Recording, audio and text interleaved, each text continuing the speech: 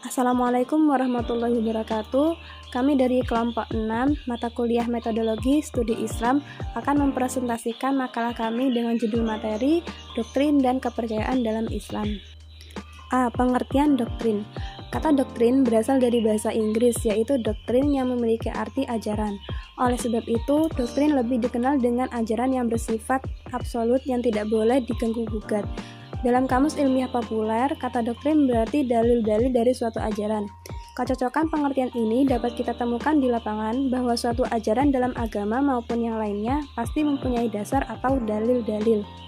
Pengertian yang sama juga terdapat dalam Kamus Besar Bahasa Indonesia, yaitu doktrin adalah ajaran atau asas suatu aliran politik, keagamaan, pendirian segolongan ahli ilmu pengetahuan, keagamaan, ketatanegaraan secara bersistem, khususnya dalam penyusunan kebijakan negara.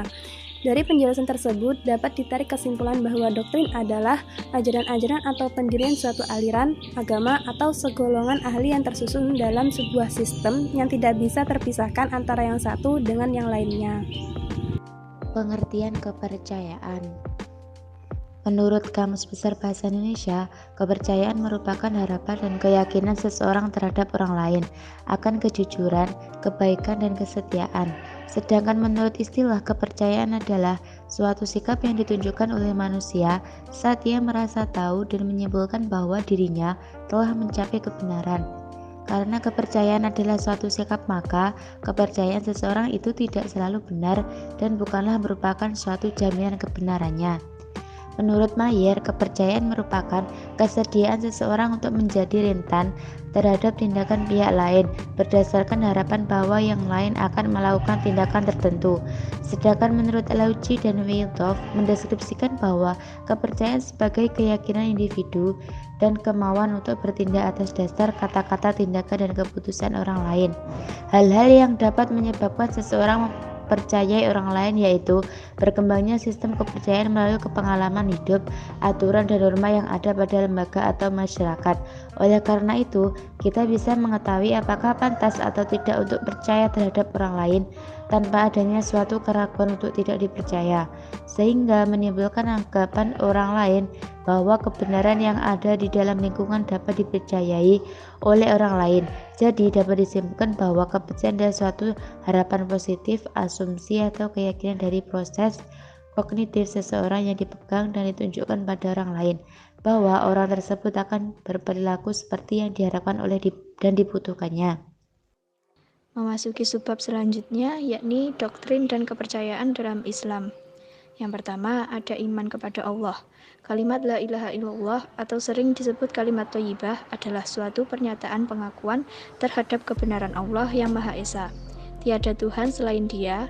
Ia merupakan bagian lafaz dari syahadatain yang harus diucapkan ketika akan masuk Islam, yang merupakan refleksi dari tauhid Allah yang menjadi inti ajaran Islam. Argumen kebenaran Allah. Pengakuan terhadap kebenaran Allah berarti menolak kebenaran Tuhan-Tuhan lainnya yang dianut oleh para pengikut agama lain. Ada 3 teori yang menerangkan asal kejadian alam semesta yang mendukung keberadaan Tuhan. Pertama, paham yang menyatakan bahwa alam semesta ini ada dari yang tidak ada. Ia terjadi karena sendirinya. Kedua, paham yang menyatakan bahwa alam semesta ini berasal dari sel yang merupakan inti. Ketiga, paham yang mengatakan bahwa alam semesta itu ada yang menciptakan.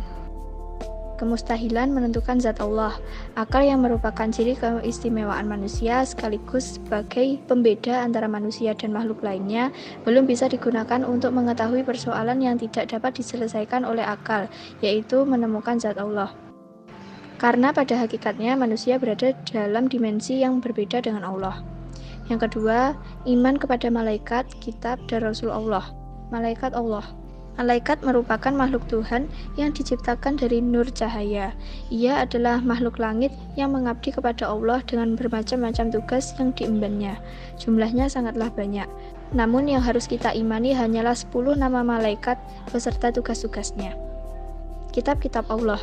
Iman kepada kitab Allah adalah wajib, dan itu merupakan konsekuensi logis dari pembenaran terhadap adanya Allah. Oleh karena itu, tidak sepantasnya seorang mukmin mengingkari kitab-kitab Allah, yaitu Al-Quran, Injil, Taurat, dan Zabur. Rasul-Rasul Allah. Doktrin Islam mengajarkan agar setiap muslim beriman kepada Rasul yang diutus oleh Allah tanpa membedakan antara satu dengan yang lainnya. Sekian pemaparan materi dari kelompok 6. Apabila ada kurang lebihnya kami mohon maaf. Wassalamualaikum warahmatullahi wabarakatuh.